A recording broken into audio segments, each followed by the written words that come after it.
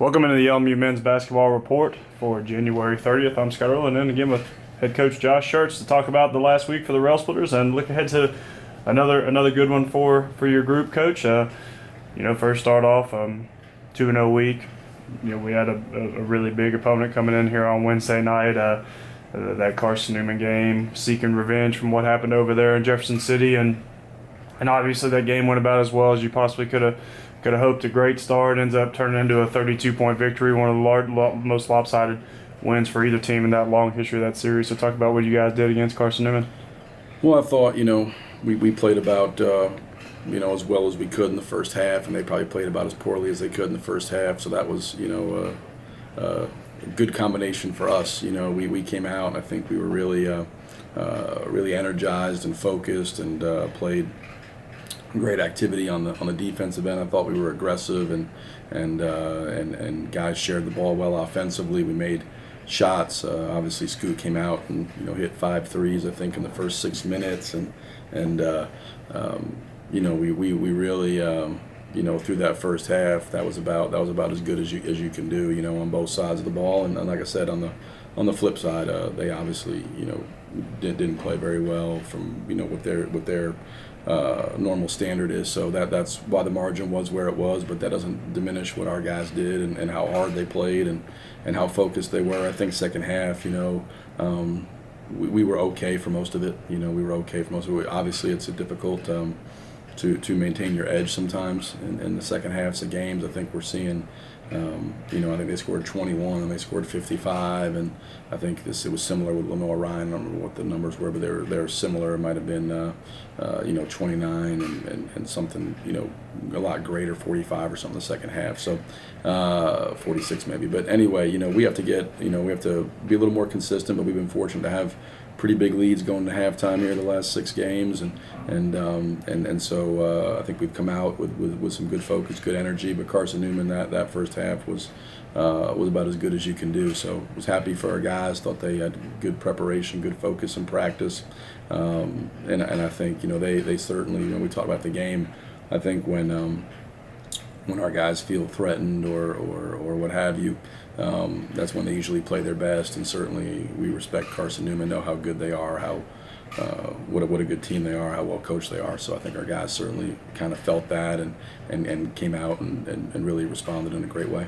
And obviously we know how good Carson Newman is. They really had Queens on the ropes on Saturday in Charlotte. So, but what we talked about afterwards, 3,400 fans there. It was really kind of felt a lot like that regional final last year against Lenore Ryan.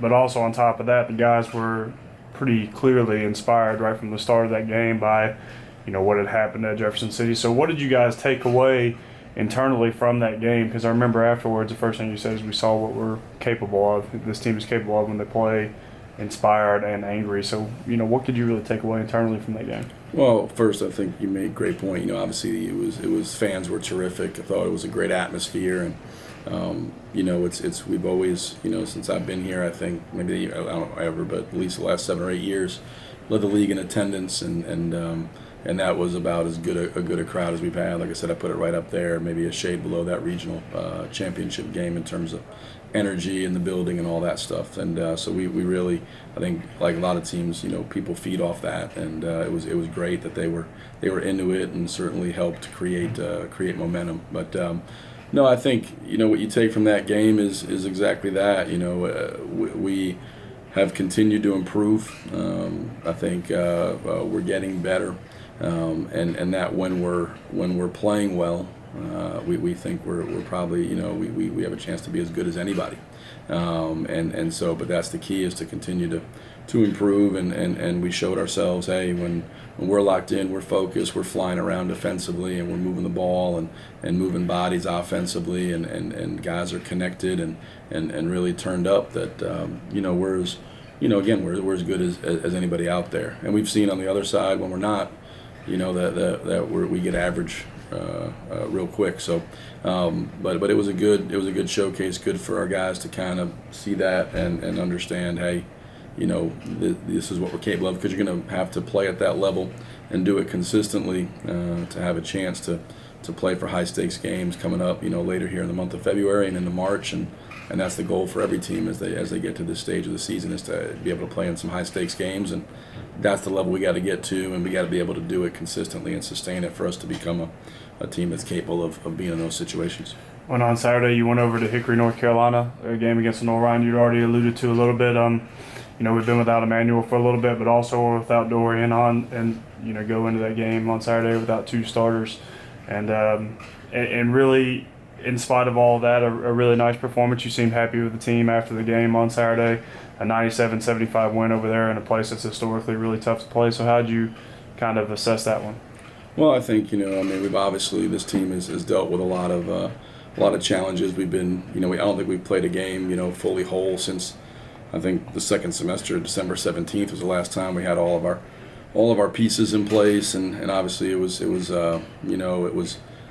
you're really, when Emmanuel went down, you're kind of really devastated for him, and then and the same with Dorian, because they're two guys that are one obviously they're great players, but two, they're two guys that really work hard and they care and they put a lot into this, and you only get X amount of games in a season, and have those guys have to miss big chunks of the year is difficult. When we talked about it as a group, I said obviously in the grand scheme of life, these are minor deals. You want to see true adversity, flip on a TV and watch what's going on in the world, and you see people, families being torn apart, or people being banished, based on where they're born, or their religious beliefs, and that's true adversity. But that doesn't make it any less serious to the individual, Dorian or Emmanuel, that are going through it, or the team as a whole. So,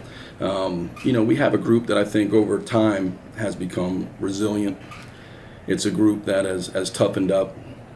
I think early in the year we were really soft, and we saw that when we played Alabama Huntsville and we played Carson Newman the first time. Teams were able to kind of physically manhandle us. We didn't guard. We didn't do a lot of things. We're nowhere near perfect, but I think we've become tougher and more resilient, and we have a team that I think has a lot of guys that are capable of stepping up and playing well, and that's obviously difficult to play without two of your best players for any team in any sport. But at the end of the day, we've always been a no excuse team. It's on us to try to figure out ways to be successful. I was really pleased with how Paul played. We looked, you and I talked about it, the first 10 minutes. I mean, the score was 13-8. We looked lost out there. When you lose a player of the caliber of Emmanuel Terry or the caliber of a Dorian Pinson, you see it in different ways. We were one of the top shot blocking teams in the country the first semester. And I think we're in the middle of packing the league now. We're a bad shot blocking team because Emmanuel Terry's best shot blocker probably in the country, and so he's also one of the best rebounders. Dorian, obviously great rebounder, leads us in assists, leads us in steals, leads us in rebounding, puts pressure on the rim, does a lot of things for us. So he has the ball in his hands a lot offensively, and so I think that was an adjustment for our guys. Those first 10 minutes, we kind of didn't know what to do, but we settled in, we figured it out, we moved the ball, we finished with 22 assists. Guys shared it, obviously. Chris and Lou were outstanding. They just continue to be amazing in terms of their consistency and production, and then we got a lot of help. I mean, Paul gets 10, 9, and 7. Hunter gets 8 points and 5 assists. Scoot gets 12. I mean, you have guys just coming in and doing a nice job and filling in around those two. And, so I was really proud of the effort. I mean, Lenore Ryan's a good basketball team. They got good players. They're well coached. Shoot for Jim's a hard place to play. And without Dorian Emmanuel, you look up and, we were able to empty the bench there with 3 minutes to go, up 30. I was really pleased with how hard we competed and how focused we were and how guys stepped up again. While it's not in the grand scheme of things serious adversity, it is serious for those individuals and for our team, and they were able to handle it and showed some resiliency and some toughness, go in a difficult environment with less than whole and get the job done. You already mentioned that Luquan and Chris have been outstanding for pretty much this entire season, particularly the last month or so. But I want to shine a spotlight on a guy that you already mentioned too, he was kind of gotten a little unheralded this year. Paul Woodson, fifth-year senior, comes and makes his 8th start of his career on Saturday and got pretty darn close to a triple-double, 10, 9, and 7. Career high 7 assists. And really, he's been pretty steady for you all season, done whatever he's asked of him. He's honestly kind of taken on that Curtis McMillian role, it feels like, a little bit. So talk about what he's done this year. Well, he's, that's been one of the true joys of this year, has been to see Paul and in comparison, and also with it kind of Hunter, Spa, 2 guys that are 5th-year seniors that, haven't played a ton of minutes here. And you look at it, we got a unique team. We have 3 of our guys in our rotation are in grad school. When you look at Luquan and Paul and Hunter, and guys who graduated, good students and obviously great people. Paul's one of my favorite guys to come through the program. We've had better players, but I don't know that we've had a better person. Paul's going to be unbelievably successful in life. He's a guy that he loves being a part of the team. He loves competing. He's a great teammate. He's one of those rare guys, where winning is enough for him. You know what I mean? Like if we win, he's happy. If he plays 30 minutes and gets close to triple-double, he's thrilled. If he had played 2 minutes because Dorian and E were in there and they were playing better, he'd be thrilled. It's very rare that you get a guy where winning is enough for them. And, he's very much like that. We had guys last year, Curtis Webb, Curtis McMillian, etc., where winning was enough for them. And those guys are very rare. But Paul, he continues to work hard, even years where he didn't play. He was always in practice, always competing. He was always engaged on the sidelines. He was an engaged teammate, never a pouter. Not a guy who was, down in the dumps. He was happy for his teammates' success. He's a great student. He's a guy that is going to be unbelievably successful in life when he's done here at LMU. But yeah, really that's really been one of the true joys of this season, is to see those guys, because they came back as 5th-year seniors, and there was no guarantee they were going to play. And they hadn't really played, Hunter less than Paul, but neither guy had, ever had 100 points in a season or played significant minutes here, and now you watch them and they're both huge parts of what we're doing, and they work, and Paul's such an incisive player. He's such a great defender. He's so intelligent. He's so tough, and so it's just really fun to see him and for him to have this last year kind of go like this, because he deserves it, and so I'm thrilled for him. Well, now let's look to the week upcoming here. You make a trip on Wednesday to Brevard and then come back here to play a nationally televised game against Wingate on Saturday. 2 teams that are trending in totally opposite directions. Brevard comes into the week 0-14 in sack play. We know the situation with Brevard we talked about after we played them the first time, but then Wingate, a team that we expected a lot from, and now is kind of there. They've won 10 straight games, and they're right behind you guys in the sack standings. So talk about first the challenge of going to Brevard and then turning around to face Wingate here on Saturday afternoon. Well, I think with Brevard, I think people have a tendency to with coaches to rank coaches based on solely how many games they win, and I think.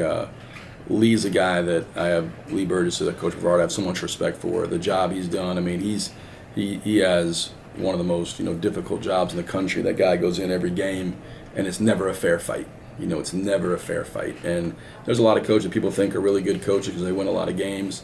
And in college, and I think beyond, you generally win games because you have talent, and talent is usually dictated by your circumstances. And there's a lot of coaches who win a lot of games who are not very good coaches, and there are a lot of coaches who don't have a great record who are outstanding. The best coaches get the most out of what the talent at their disposal, and Lee does as good a job as anybody in our league of maximizing the talent that's at hand. And so I think for us, as you go in there, I'll certainly share with the guys. It's you got to go in, and certainly it's not about who you play, it's about how you play, and we need to go in and prepare well, and go out and play hard and execute. Understand it's about us, and do the things that make us us. But you certainly can't mail it in or assume that you can kind of just show up. You got to show up and earn it. And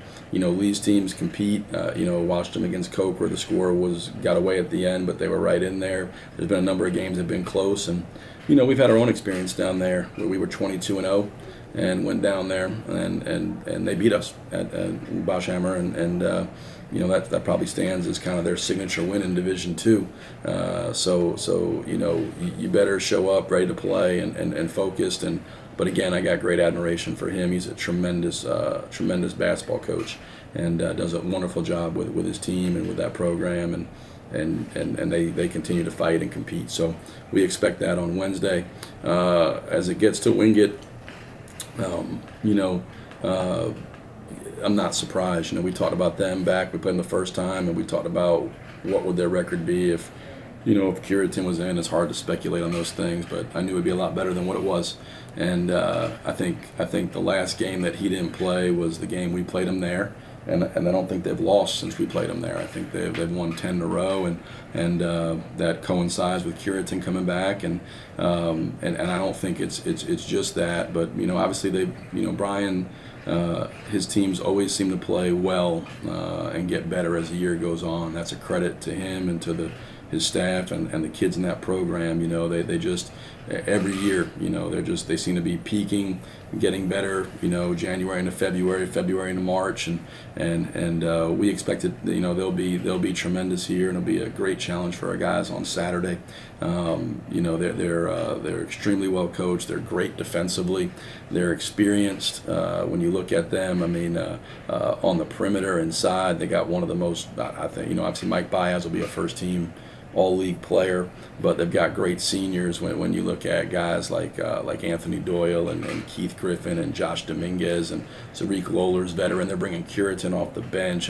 There's a reason that I thought going into this that they were as good as anybody in the region, and now they're starting to kind of hit their stride. So we'll have to be, every week in this league is challenging, and they're all difficult, and we have to go in and play the hand we're dealt and figure it out and try to play well Wednesday, and then come back again on Saturday and play even better, and certainly try to, as we talked about, at this time of the year, it's important that you start, starting to kind of tighten things up and start playing better basketball as the games get fewer, which we're all guaranteed 8 more games. They grow in importance as every, we're all guaranteed 8 more. So it's important that we start to play better and obviously win games and improve. That's the key.